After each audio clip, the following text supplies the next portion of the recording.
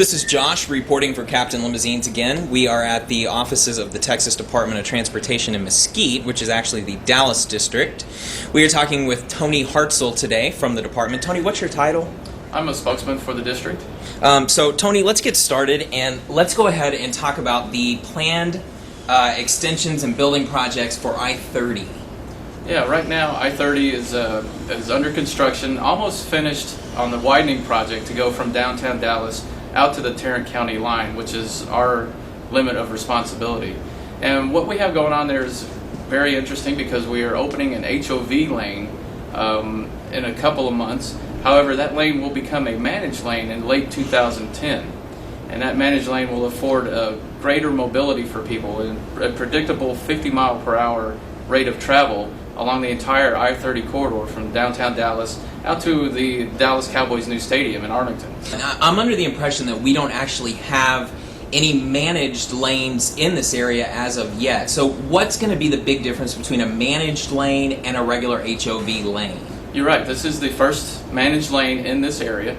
And the biggest difference that motorists will know is, or will be able to see, is that an HOV lane was free for people. There was no toll. As long as you had two people, you could use that lane. However, a managed lane essentially takes the excess capacity that's in a high occupancy vehicle lane and sells it. And a managed lane in this case will charge a toll for every type of vehicle. However, high occupancy vehicles will have a reduced rate of up to 50%. And there will be a toll. I want to emphasize that there will be a toll on these managed lanes. Okay, so essentially what we're doing is we're taking the HOV concept of having a reduced amount of traffic in a lane, and we're essentially charging a toll for anybody to be able to use a reduced traffic lane. Correct. Okay. Now that toll is set based on the time of day.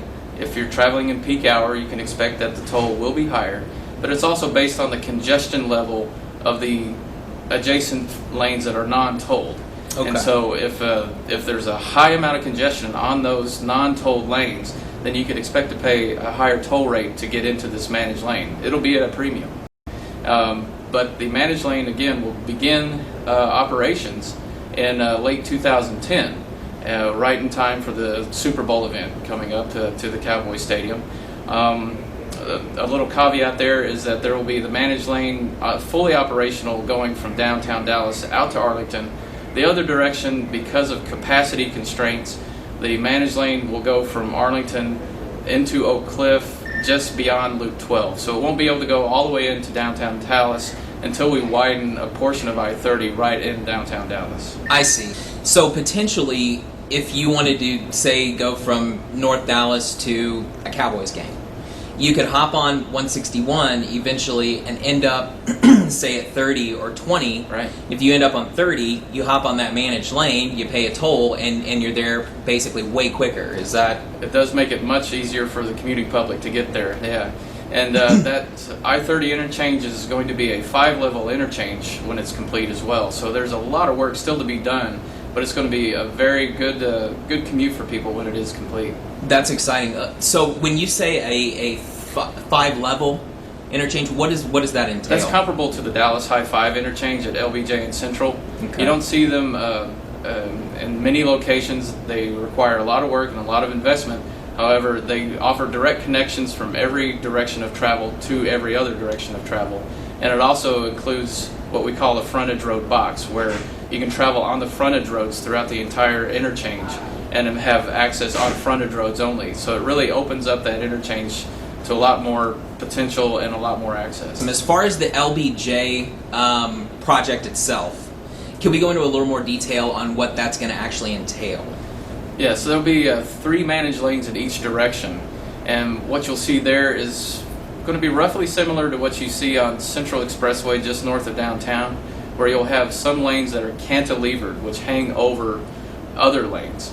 In this case, the managed lanes will be a little bit lower than what we call main lanes or non-tolled lanes, and so you're going to have 3 lanes in each direction of managed lanes on a lower level, and then you're going to have 4 lanes of existing non-tolled traffic that will be rebuilt and placed at a little bit higher level and hanging over the managed lanes.